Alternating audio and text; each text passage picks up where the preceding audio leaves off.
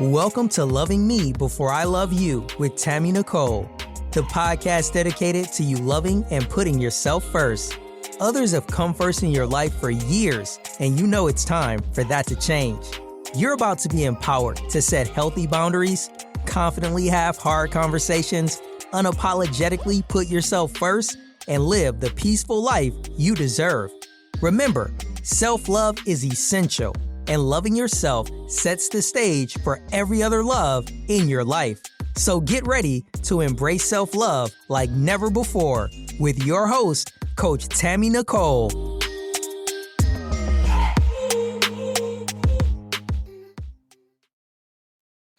Hey, it is Transformation Tuesday over at Loving Me Before I Love You.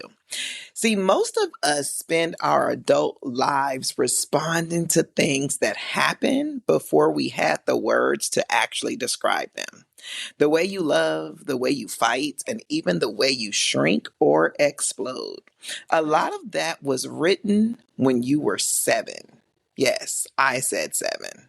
See, in today's conversation, we're talking about how we're going to read that story that we created and actually decide if it still belongs to you. So many of us are reading, living, and explaining and providing and demonstrating a story that was created during our childhood that we never took the time to edit. See, our story started and was birthed typically by our parents or our caregivers. They created our storyline and we picked up the pen and continued to write. But we never take the time to pick up the red pen and edit and take out the things that no longer serve us. We allow our childhoods to continue. And then we're in this adult thing and we're like living an identity that technically no longer serves us. So in today's episode, we're talking about the role of childhood in your adult identity. I am joined by Carole Evans, and she is the host of Faith and Work podcast. It is a podcast that is helping people today integrate who they are on a Sunday with who they are on Monday. Carole, I have been waiting and looking forward to this conversation. I think so many of us do not take the time to connect the dots between childhood living and experiences and how they show up in our adult identity. And we need to unpack it.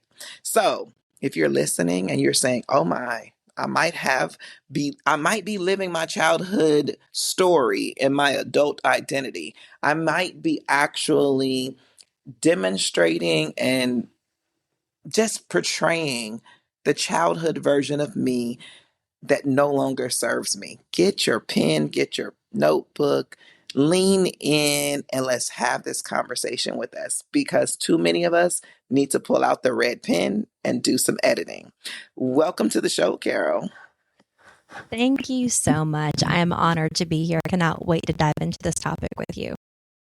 I'm super excited as well. I really, as a therapist, as a coach, when I start with a client, the initial thing is learning how to be self-aware. And so many of us are not aware of how big or how impactful our childhood lives and stories still leave residue or show up as a main character in our lives.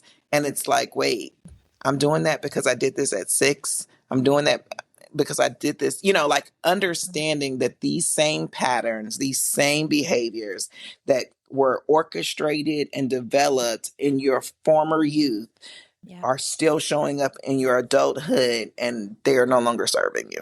Yeah, 100%. I teach a class called Crucial Conversations, and I've been training it for the last 13 years. And the very first question in session 1 that we ask the whole class is, what did you do to get your way as a child? And everyone, writes down their answer. Then we talk about it as a big group. And it is really fascinating when people realize what did I do to get my way as a child? Because we don't take time to stop and think about that. We just Yeah. don't. And then when they really stop and think about it, and then the next question is, do you still use those same tactics? Are you still defaulting to the same thing? And for me, I was I would bargain or barter for a lot of things. I like to if they said, no, you can't do this. I thought, well, what if I do it tomorrow? Or what if you can't do it I would want to borrow the car. Can I borrow the car? But no, not right now. I need to use it. And I would bargain for something else. And I was always bargaining my way into whatever I felt like I wanted. Yeah. And I think about it as an adult. I think, do I still do that? Do I still default to some of those methods?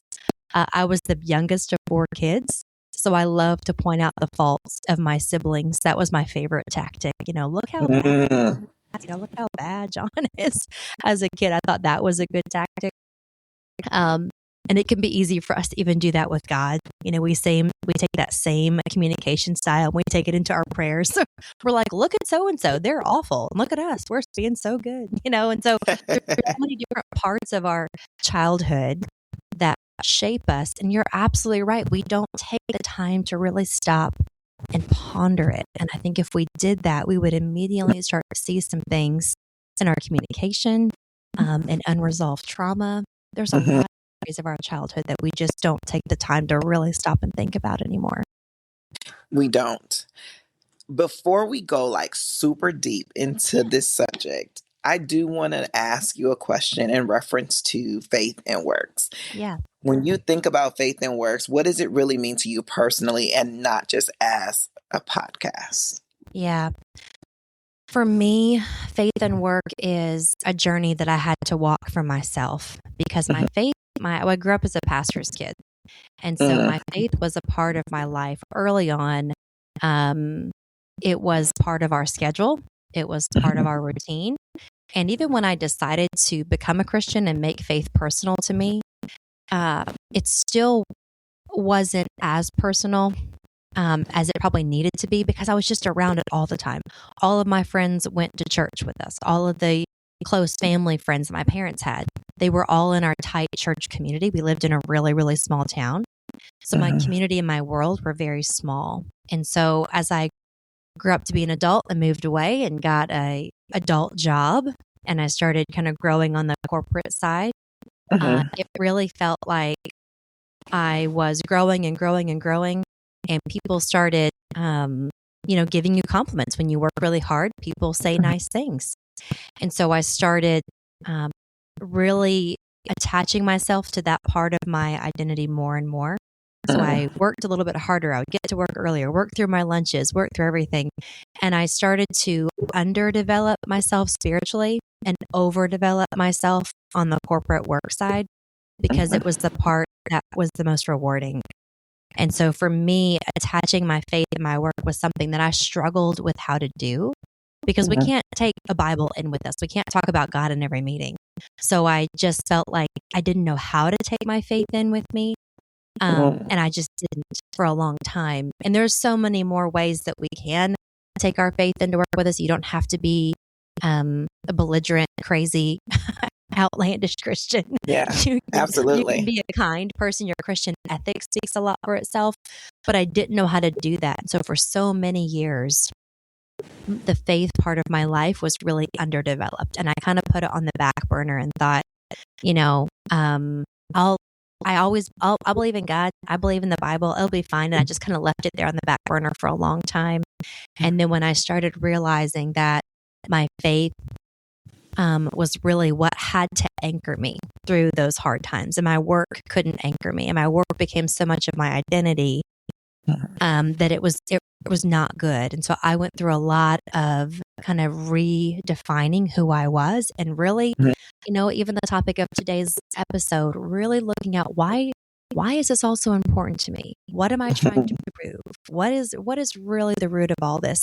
When I started to really get in there and ask myself some of those questions, I found some things I didn't really want to find, and really started to unplug some of that stuff, and had to kind of rewire my brain a little bit to really start forming some new paths of understanding that my faith has to be the foundation of my home. My faith has to be the foundation of my work. Yeah. And God gave us work. Work is not bad. My habits in work were not good. But work is not evil. Work isn't bad. Work is a gift. It's a good thing. But I had some unhealthy attachments to work. And it also, when you were talking, it actually made me wonder if your love validation was based upon being praised Yeah. because you gravitated to the praise of the people for the work ethic that you had or the things that you did Yeah. that was, worthy Yeah. of praise, but it was Mhm. like you were feeding off of it, and it was more Oh, yeah. about this means, that I'm valuable. It Yeah. was almost like, beyond just your identity, it was your worth Mhm. that was Oh, yeah. attached to the praise of the people, to them, saying good job, you Mhm. know. And so a lot of times as kids, we learn that. We learn Right. that you're a great person if you do well, if and that somebody recognizes Yeah. that behavior of being good or doing a good Mhm. job or, getting good grades, that was like a big thing. So it's like Yeah. if I got good grades, I was a good kid. If I Yeah. got good, Yeah. if the teacher gave me a star for the day, Mhm. Right. I was My worth dad everything. used to have this phrase he would say all the time. He would say, good, better, best. Never let it rest until your good is better and your better is best. And I thought it was so annoying and so aggravating. But they were really, my parents both really, really stressed a hard work ethic. Mm, And my dad lives on our property. We live out in the country. He lives on our property. And if he were sitting beside me today, I would tell him this today. But we've had a lot of conversations about it. My dad had a really unhealthy attachment with ministry and mm, the need to be needed. And so mhm, he worked so hard. He worked harder than any person I've ever known. mhm, And so I just thought when God gives you something to do, you just give it everything. You do all of mm, it. And so that was that pattern that I saw. My mom did the same thing. And so they would burn themselves out to the point of total exhaustion where they had nothing left because of their job. And because it was ministry, I think they justified it a lot more than they should have. And so I did mm. the same thing. I thought I'm providing for my family, and so I found ways to justify a really unhealthy addiction to work. Yeah, I could see that. I really Mhm. can. And I think, a lot of us, if we took the time to look at the different patterns that we create, how they Yeah. technically, again, started in childhood, they Mhm. start from examples, be an example from a parent or a guardian or someone you Yeah. admire, someone you Mhm. look up to. I think a lot of times we discount um, even celebrities and, Mhm. mentors and Yeah. idols that we put out there that says, you know what, they did it, I can do it. Let me Right. model behind them. Let me do Mhm. the things that they did in order to reach the goal that they reached. Mhm. And we don't realize that even those people have heavy Yeah. influence, and that Mhm. influence in childhood shows up in your adulthood, and it may not be serving us well. It's not that it doesn't serve you, period, but it may not be serving you well. It may not be giving you push and direction Right. towards your full healthy functioning self, to be Yes. in alignment. Right. I think there's so many things that we learn in childhood that serve us for a season, and Well, they're that's not good. meant to stay with us forever. They're not meant to last through. There are some things we did in high school or college or whatever, and they were Hmm. okay for that season, but they can't stay with us forever. They won't. What got us here won't get us there, and we keep it because it's comfortable, Hmm. but it was not meant to be a forever thing. It was meant to last for a season, and then you were meant to grow beyond it.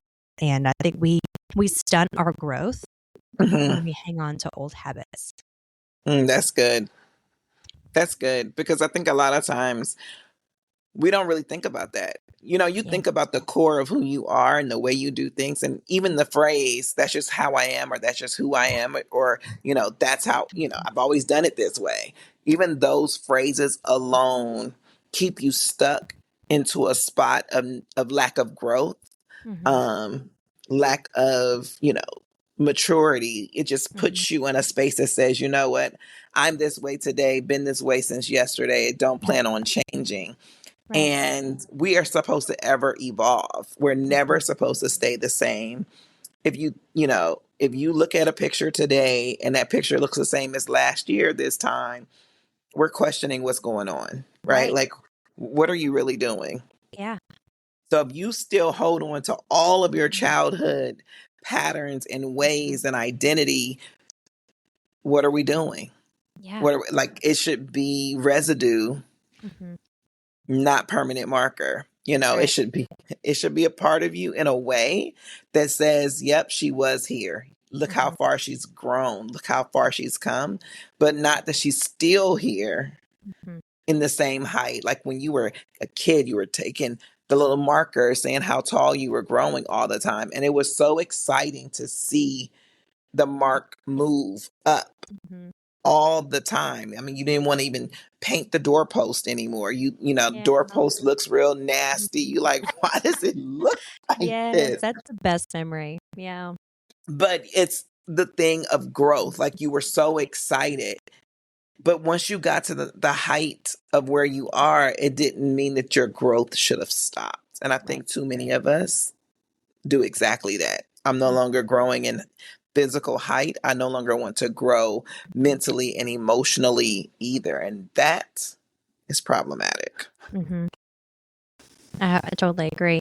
I think there's something that we can, when we take the time to sit back and review, not just what we're doing, but then when something really, really bothers us, and Hmm. then we have to sit back and kind of, for me, my car is kind of like my place where I do a lot of thinking, whether it's on the way to work or on the way somewhere. I'll just kind of sit in my car and think in the quiet. And um, some days I'm like, why did this bother me so much? What memory did it trigger, or what meaning am I attaching to something that I may have even forgotten about? And then I have to pull back. And I was talking to a life coach last year, and she said something, and all of a sudden I started crying. And she said, what memory did that trigger? And I said, I just remembered it was a hobby that I really was passionate about growing up. And I was really, really passionate, but I felt like I never had time to pursue it because we were so busy in ministry. But it was the one, I felt like it was the one thing I was good at. Like I've got this one thing, and my parents were so busy. I couldn't really pursue it. And it was horseback riding. I loved horseback riding. And she started talking about it. And then I started realizing there was all these other times in my life when I felt like I had to overprove myself or prove my validation to people. And then that came back, and I thought, that's where that started. I started proving that I was good at something or doing something just to show somebody else that I could do it. And I thought, oh man, and I never even connected that until she started bringing that up. But it was really powerful for me as an adult to realize that I have a plan and a path for my life that does not include validating my worth to anybody. And when we stop, I had not really even connected those dots. But though connecting those dots, it feels like a waste of time in the moment because you're like, I'm not being productive. I'm not doing this. I'm not doing that. But man, I am so much more productive after that conversation with her, realizing that some of my adult patterns tied all the way back to that need to validate, that I had no idea all that path until it all just kind of hit me in that conversation. That was a powerful moment for me to kind of unpack that. That's awesome because that's a part of the growth pattern. It's a part of Yeah. becoming self-aware. Not too many of us understand self-awareness, Yeah. understanding our capacity, understanding how we show up, and understanding what our needs are. Like, we are in relationships with people and we can't even tell them verbally what Yeah. you need. It's always, I don't know. It's, Mhm. I'm good. I'll handle it. And we need people all the time, Yeah. but we're so busy just trying to like not appear or look in a certain way. Yeah. Right. And so that validation, like we're supposed to validate ourselves Yeah. technically. It's Hmm. not supposed to be about other people giving us affirmation and validation and making Right. us feel like our worth is predicated on their decision. Hmm. Yeah. And so many of us move in that way. But I honestly feel like it does come from childhood of the parenting dynamics, right? Yeah. Mom, dad dynamics or guardian having the ability to say, you know what, you did a good job. You did X, Y, and Z. I'm so proud of you because all of those things, all of those accolades always came from someone else. Yeah. We sit in adulthood still searching for someone else to provide it. Mm, And the reality is that we are supposed to provide it. right. And you should have been providing it technically even as a kid.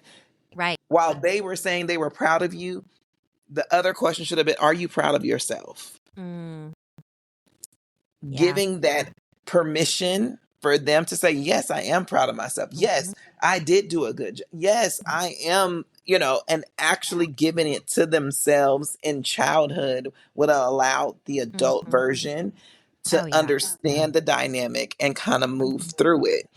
But because we didn't do that, because all Mhm. of the affirmations and the validations came from parents, Mhm. we look for it to come from our friends, Yep. from our partners in Mhm. relationship, from supervisors, from Yeah. everybody else but Mhm. us. Yeah. Oh, that's so good. One of the things you're talking about with ourselves and even parenting and now being a parent and being Hmm. on the other side of that, Hmm. it's really made me a lot more introspective to really think through the decisions. And growing up as a kid, I don't know how you grew up, but we did not ask a lot of questions about rules that were set. Questions were not exactly encouraged. Of how it was more of like, here's Do the what? rule, here's what we're gonna do, and Yeah. then you go do it. And my dad and mom both, but especially my dad, they were not big ask questions in Yeah. their parenting style. And so now that is something I'm really passionate about fostering with my boys is you can ask questions and you need to ask them in a respectful way. And we're going to respect each other and how we work together as a family unit. But you can always ask questions. And I think that's an important part to foster. But then even in ourselves, to allow us to ask questions of my Yeah. boss or other people that I'm doing life with, of just if I'm uncomfortable with something, giving myself permission to sit back and say, hey, I have a question about that. Because it's in our nature to be like, oh, I guess I'll just do whatever they say, Yeah. and we adapt that parenting style, exactly what you're saying, to every different section of our life. You're in a parent teacher meeting or you're in a community Hmm. or volunteer meeting, and we just, well, that's what the board decided. That's what we're going to do. And so we tend to go with that. And it's okay to ask a healthy question that says, can you help me understand why we made this decision or whatever the question is? I think that's a really important part that I did not grow up with, that I've had to learn as an adult to rewire that part of not agreeing, even when I don't agree, not verbally Yeah. agreeing, and really making myself stop and say, I need to ask a question about this. I don't understand this. Absolutely. And I grew up in that same era of do what I say, Yeah. don't question me. It's Yeah. because I said so, Mhm. you know. And that is honestly a little harmful when you think Mhm. about it because it Yeah. mutes you, Right. right? It doesn't give you the unction to just say Mhm. what you really feel. Because Yeah. saying what I feel doesn't mean that I have to be disrespectful. Mhm. Saying it just teaches me how to advocate for myself. It teaches Yes. me how to interact with people and Mhm. say, you know what, I don't really agree with it. It doesn't mean that it's going to change the decision. That's right. It just means I'm still able to voice my Mhm. thought and my opinion, and then I won't be afraid to do so in Yeah. places like the workplace. And it will Mhm. give me the unction to move outward, like and say, no, I don't really agree with that, or Mhm. this is my thought on it, Yeah. you know, and provide a different perspective Mhm. because your perspective matters. Oh, You're yeah. different than everybody else. You don't see the things the same way. Mhm. Your lens may see there is a crack in your foundation Yeah. while the other person's lens don't see it at all. Like Yeah. it's too thin. It's not even like, how did you find that? How did you see that? Mm. Wow, today's episode is a good one. I know you're enjoying it, and we'll get back to it shortly.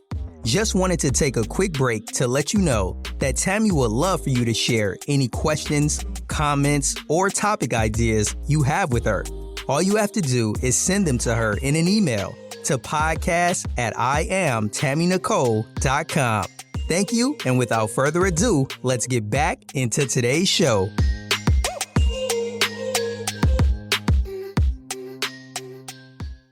But finding that crack in the foundation can save a whole project, could save, everything. But if you sat and was quiet, I remember feeling like, oh man, I really should have said something. And it's like, but you've been taught so long not to. They didn't ask you, you said nothing. Yeah. It wasn't directly affecting you, you said nothing. And it's like, no, you always say something. Yeah, you always say something. That's what my son and I were having a conversation the other day, and my dad was sitting there. He said, "Oh, Jackson better be happy he didn't grow up in my parenting." And I just kind of chuckled, and I said, "Dad, I actually really encourage the questions." And I said, I don't want them to just agree to everything that every authority figure ever tells them. If they're at a job and someone tells them to do something unethical or what, I want them to stand up and say, no, that's not right. If they're in a classroom and a teacher tries to get them to do something that's not right, I want them to stand up for themselves. And so, yes, as the parent, I have a son that's just about to be 7 and a son that just turned 10. And so as boys, I want to teach them how to respectfully disagree with somebody. And also to understand that as a 7 and 10-year-old, they're probably not going to agree with me on most decisions that we make as a family. And that's okay. We can talk about it. And so anyway, I think there's so much there that's just so important to foster. Absolutely. I allow my kids to ask questions, and I also teach them boundaries from that perspective too, right? They set boundaries with me, and I'm like, oh, okay. Thank you. Because, a lot of times I think we use authority as a weapon and not just as guidance. And so that child, I don't want to develop their childhood experience in a way that would be harmful to their adult identity in the end. When you're in this kind of space and you learn the difference, it's like, oh no, you can make the change. It's not, oh, I learned this today and I do nothing. It's like, no, I've learned some techniques. I learned some tools, things that I'm like, you know what? I really don't agree with that. Yes, we should be doing things different. Yes, they should have a voice. Yes, they should be able to implement the things that I need them to implement in adulthood now. Yeah, right. Yeah. My husband and I started doing something a few weeks ago, and it's been really, really interesting. He would take the boys on like a special father-son time, and then I would take them for a special mom and son time. And anyway, I took the boys to Starbucks, and they got a hot caramel hot chocolate, and I got a latte, and we were talking about, what is it like to be 10 and what is it like to be 7? And they were talking about their favorite PS5 game and their subject in school. And then after about 30 minutes, I said, hey, I have a question for you. What can I do as a mom to be more supportive? And Jackson thought about it and he said, not to hurt your feelings, but you could be more patient. Okay. And Eli said, you could work on better apologies. And I was like, oh, okay. And I wanted so badly to be like, sometimes you guys are so sassy and da da da da da. And I wanted to go off on that. And I didn't say anything. And I said, Jackson, you're right. I can work on my patience. And Eli, you're right. Sometimes I could word my apologies better. And I could be better at apologizing quickly. You're right. I can work on that. And so I said, will you hold me accountable? The next time I'm not very patient, will you call me out on it? And the next time I don't apologize well, will you call me out on it? And they were like, yeah, we'll do it. We'll do it. And so it was a sweet moment. And it was one of those moments I thought, I hope when they're adults, they remember this. I hope that this is a part of me that's learning to be humble and a part of my childhood that I'm rewiring a little bit. I would have never had that kind of conversation with my parents ever. Right. And so just a little bit of a rewiring of my brain. And even at work, I'm a leader at work. I have a team of people. And I thought, okay, it's the same thing at work to teach people that it's okay to come to me if I cross something that we were supposed to hold each other accountable to. And I don't need to get defensive and think that means I'm a terrible person or that means they hate me. You know, someone holding me accountable doesn't mean they hate me, doesn't mean I'm Yeah. failing. And some types of things really, really bother us so deeply. And if anyone's listening and they're thinking, man, those kind of conversations are really hard, I would really encourage getting with a coach, a life coach, a one-on-one coach, somebody that can really help you in diagnosing some of that, because we have these sharp, high peaks of emotion sometimes. So we have like, why did I just get so angry about that? And it can be really helpful to have someone foster those conversations with you, just like you do with your clients. And I think that would be really helpful for people who are having these really high spikes of conversations or emotions and they're not sure where they're coming from.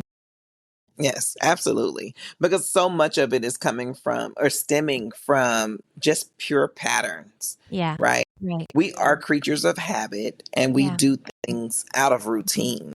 We do things out of recognition. It's like my body recognizes this. This is what it's told to do, and I'm going to just automatically do it. A lot of us do not practice growth, and growth is a skill. It is not automatic. It's not the human body of just your anatomy growing on its own automatically. Right. It is an intentional skill that you must do on the regular basis. You should ask yourself daily, weekly, how did I grow today? What was it that I did yesterday that I felt was maybe below the bar that needed to increase?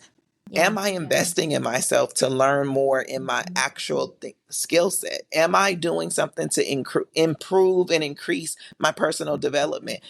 These things should be something that you put on your to-do list on the regular basis. Yeah. Because otherwise, if you snap a picture of yourself today, it's going to look the same a year from now because you're not putting in the effort, nor are you making it a goal or priority that you matter enough to grow.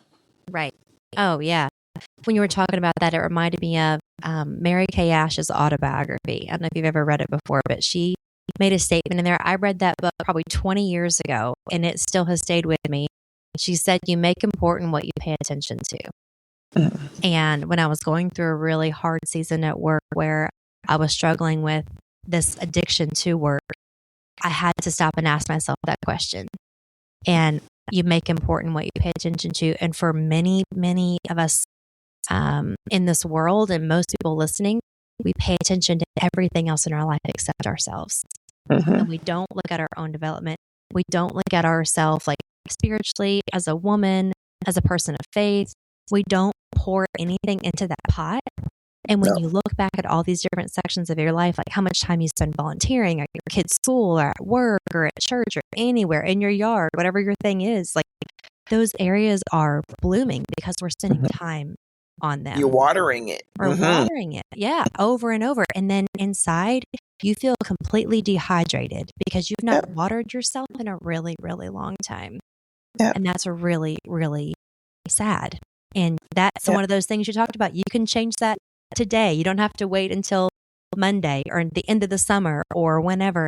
You can actually start pouring into yourself today. Yeah. And the first step to that is making a decision that you matter enough to do so. Yes. The other part of that is also understanding that there's no way you're really healthy providing any level of love, any level of just pouring into other people when your cup is already empty. Right. You're giving vapors and they may be eating it up because a lot of people love when you abandon you for the sake of them, and they're okay with it, and they're like, girl, keep doing it, keep giving me all you got because I know you have nothing for you and I'm not going to give anything to you, so you'll keep giving it to me and I'm going to keep soaking it up. But you matter. And that piece of like, it's not just a piece of self-awareness, it's a piece of self-love that says, you know what, I'm going to love myself more to say I'm deserving of growth. I'm going to love myself more that says, my childhood pieces of me that keep me stuck are worthy enough of growth and pattern adjustment. Yeah. Worthy of growth and pattern adjustment. That's really good. I like that a lot. That's amazing. You know, it's so funny how we can think about the growth that we need, and sometimes we get really far out. Like, one day I'm going to accomplish, I'm going to read this book. I'm going to go on this trip. I'm going to go Mhm. whatever.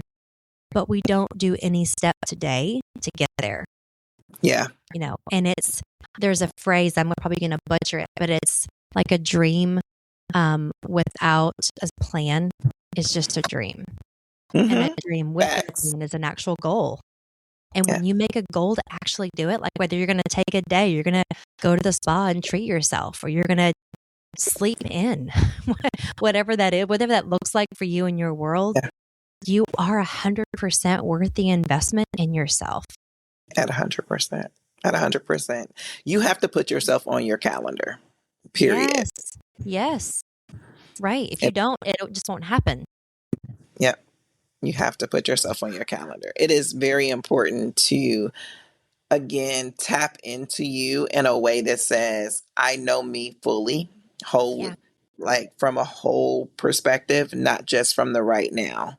Yeah. You're stuck in the right now. You don't see the childhood patterns because you haven't tapped in. Yeah. It's like that's in the past. It's like, oh man, I didn't really even understand that this started back when I was 6. That this Yep. started, because I've just been in this habit of being this particular way. Yeah. Oh, I'm stubborn, right? Right. You don't necessarily have to be stubborn. You're choosing to be stubborn. That's right. Yeah. That's 100% The things that, right. yeah, the things that you claim are the things that you'll do. Yeah. But if they don't align with who you desire to be, you can make the change. It's all a decision. Everything is a decision. Not too long ago, I was watching a TikTok video, and the gentleman was basically defining the word future and past. And future was so in the moment. It was in that right now moment. Whatever I speak right now about now is my future. The problem is we rehearse the past, which becomes the future because we keep rehearsing it. We don't want it to be that. We're like, oh, that I used to do blah, blah, blah, blah, but you keep talking about it. So your used to is your now. Yeah. That's When you really want to good. change things, you have to change it with a decision. You say it and keep going. You say it and act on what you said. You don't say it and then revert back to what you did. Right. Yeah. One thing that was helpful for me as an adult was several things, but I wish I had taken the time to stop and think about this earlier, and I just didn't. But last year, my mom passed away with pancreatic cancer, and it was a really short battle. She was diagnosed in the end of August, 1st of September. She had it for about 5 months before she passed away, so it was pretty quick, which pancreatic typically is. And anyway, throughout when she was sick and her getting more and more sick, my siblings and I, they're in all different states, and we had a lot of time together. So we were together talking about, remember this memory, or remember when this funny thing happened or this hard thing happened, and we're talking about life. And what we realized is that our mom had told different ones in the family different parts of her story. And when we all started talking together, I don't think any of us fully understood. We knew she had a hard childhood. We didn't quite understand how bad it was until we all started talking about little pieces that we knew. And her mom, she never saw her again after she was about 16 or 17 years old. And she was married about 8 times. And she skipped town. My mom was about 17 years old and she never saw her again. And we never met her. And she had a very tough childhood. And she dealt with a lot of fear of abandonment, a lot. And how that represented itself in my childhood and my growing up was that when we all got older and moved out of the house and got married, she struggled with that, oh my goodness, my kids don't need me anymore. They must not love me anymore. And sometimes as a young adult, I thought, Mom, like, what is your problem? Why are you acting so crazy? Why are you acting so insecure right now? Like, I just moved out and got married. Like, I'm still me, we're good. And she struggled so much with that. And I think there were so many patterns in her parenting style where she loved so hard that it felt a little suffocating sometimes because she loved so hard. And then just sitting back and thinking through that, you're 100% right. We don't have to repeat those patterns. But I had to like tell myself, like, you are not your mom. You didn't grow up in the same household that she grew up in. I don't have to deal with the same hurt that she had to deal with. And so to really stop and analyze that and kind of take the moment to forgive that and to say there's a lot that she did that was kind of hurtful, even though she didn't mean for it to be hurtful. There was a lot that she did that felt manipulative because she wanted to spend as much time with us as possible. Even before she got sick and all of that, as a young adult teenager, it was hard. Sometimes I did not realize how hard parenting was for her because she idolized parenting so much. It was like her safety blanket and security. And so because of that, being her kid was really hard because you were kind of up on a pedestal and you kind of had to kind of achieve her goals of having a home, having a stable home. So dinner was at a certain time every night. She wanted everyone to, she really wanted like a Brady Bunch kind of a family all the time. We were all having dinner together and all of that household was like her dream and it was her security blanket. And so the older I got, the more we were able to unpack that. And I had to tell myself a lot of, you can learn from the good things that your mom did without taking on all of her bad habits. And you don't have to repeat the same problems that she had. And she did a lot of things really well. And she did some things that I don't want to repeat. And that was a tough thing because it feels disrespectful. When to even say all that out loud, it feels kind of disrespectful. But she had a really tough journey, as most people do. They just don't want to talk about it. And so to really sit back and say, like, I don't have to repeat the same things. I can write down the things that are important for me to replicate, and then I can trash the things that I don't want to replicate. I don't have to repeat the same patterns. Absolutely. My condolences to you and your family. You. The portion that I would say to you is this, right? It's not necessarily disrespectful to not want to take it on. I think we add that level of weight to ourselves that say that it was even a need or a responsibility to do so. Yeah. Because it's not. Our goal and our job is to be us. Yeah. You're not her. Right. So it's not your responsibility to be her or to duplicate her or to give her a mirror of what she did at all. Right. Yeah. Your job is to look in the mirror and see the version of you that you desire, not the version of her.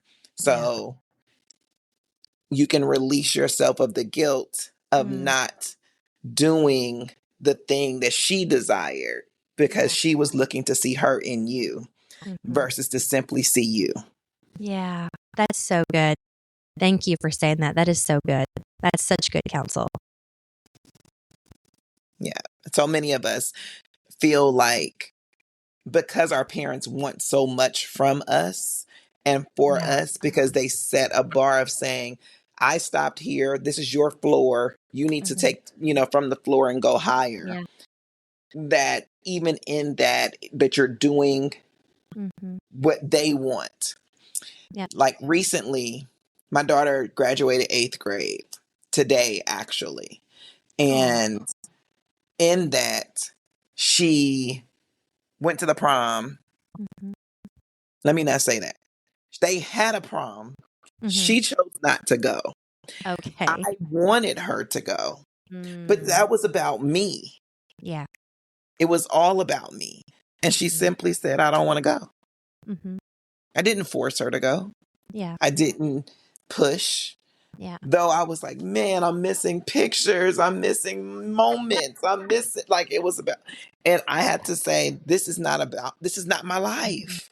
This Right. is her life. Mm-hmm. And if she doesn't want that part of her life to exist, it will not exist. Yeah. And I have to accept it because it's not Mm-hmm. my life to live, it's hers. Yeah. And the So good. life that I'm giving her is the one to make a choice. And she Mm-hmm. made one. And I Yeah. have to respect it. Yeah. That's awesome. She's going to remember that for such a long time, that she knew you wanted one thing, but you gave her the dignity to choose, and Mhm. you entrusted her with the ability to choose. That's such a important, valuable life lesson. And that taught her more than she'll ever learn in an 8th grade or 9th grade class. So Yeah. kudos to you for being an awesome mom and handling that so well. Yeah. And I mean, and it didn't take away from the fact that I was teasing her, that I was making like, huh, you see them pictures they're posting? You could have been posting, I did that. I can be transparent and say, yes, I Yeah. did. But I didn't do it in a way that was like demeaning, degrading, that she would feel bad about herself by now. I said, you don't regret it? You see Yeah. these pictures? She goes, no. They did what they wanted to do. I did what I wanted to do. And I said, you right, girl. That's You, right. you right. That's right. Own it. Mhm. Own it. Don't allow me Yeah. to make you feel bad about the choice you chose. Yeah. Own it. And I Mhm. love it for her. And I'm like, Yeah. live your best life, you Mhm. know? Yeah. So I 100% agree. And I just think that if you're listening to this and you're saying to yourself, man, I don't realize how many childhood patterns and ways and decisions that I'm making today that I should have either allowed to dissolve, get rewritten, edited out with your red pen, being able to simply just say, oh, that's where that came from. Nope, I don't like it. Make a change and go on about our business, right?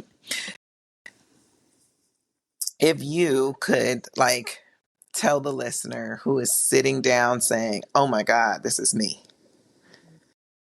They're questioning, they're going through the moments and saying, I may need to do a reflective dive to just see where things are actually connected. Yeah. What's a reframe, that can change everything for them so that they can say, you know what? That perspective should be different. That's a great question. When you're looking at your life, your current situation, it can be really, really easy to have some catastrophic negative thinking. It's too late. I've waited too long. This is impossible. This is too hard. And if you're stuck in that really catastrophic negative thinking, I want you to imagine that angel and the demon on your shoulder, and you need to knock the demon off your shoulder, because that is just simply a lie. It is not too late. It is not impossible. Those changes that you need to make in your life, you can start with that today. One practical way that we talk about in Crucial Conversations is really looking at conversations that you've had. So we take a piece of paper and kind of draw a line down the center of it, kind of vertical line, and draw the conversation of what was said, the dialogue of what was said over on the left-hand side. And after you do the dialogue of what was said, then you go back over to the right-hand side and you draw out how you felt about what was said. And I felt sad, or I felt mad, or I felt happy, or I felt scared, or I felt embarrassed. And sometimes we don't know where things go off track, and we don't know how to even fix it. But when you can look back at several hard conversations that you've had, sometimes just in your head, and you've just had them in your head with yourself, or with your kids, or with your boss, or your partner, whoever it is. And you can look back and see several patterns of, I consistently feel embarrassed. I consistently feel shame. I consistently feel the need to stop talking and just shut down. And then once you know where that pattern is, then you can stop and say, okay, where did this come from? When did I first start to feel this? Did I feel this when I was a teenager? Did I feel this when I was a kid? When did I first start to feel that? And really giving yourself the time and giving yourself the respect of the time. When you think about the need or if you're doubting yourself that you're worth the time, you're doubting, even looking on your calendar that you even have the time, imagine telling your kid or someone in your life, there's no time for you to ever work on yourself. We would never say that to our kids, or I can't imagine saying that to Jackson or Eli, or even someone on my team, a direct report. I would never tell a direct report that, but we'll tell ourselves that. Mm-hmm. And I think that's where we kind of mess up. And so pay attention in your life to where you feel the most dehydrated and start there. Absolutely. So if you guys don't do anything else, at bare minimum, start with you. Start looking at your patterns. Start making real decision. And remember, growth is a skill. It's not just something that happens. It must be done intentionally. If the listeners wanted to reach out to you, if they wanted to find you, how would they do that? Yeah, so I have a LinkedIn page and a LinkedIn newsletter called Faith at Work and Home. We really talk about how to combine all three of those areas of our life. And then the podcast, the Faith and Work podcast, is on Apple, YouTube, and Spotify. Awesome. Well, Carole, thank you so much for joining me. This has been a great conversation because our childhood does show up in our adult identity. Yeah. And we need to start recognizing it and making decisions regarding it. Remember, you must love yourself so much that the love from others is a bonus, because self-love is the blueprint. I'll see you guys back here next Tuesday on Transformation Tuesday. Transform your life on purpose. Have a good day.